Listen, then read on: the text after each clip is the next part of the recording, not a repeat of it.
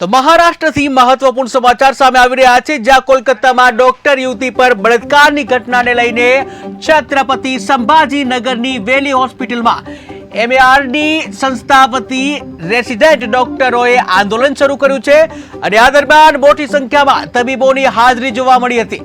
ત્યારે આ પ્રસંગે એમએઆરડીના તબીબોએ સ્પષ્ટતા કરી હતી કે હવે આવો અત્યાચાર સાખી લેવામાં નહીં આવે।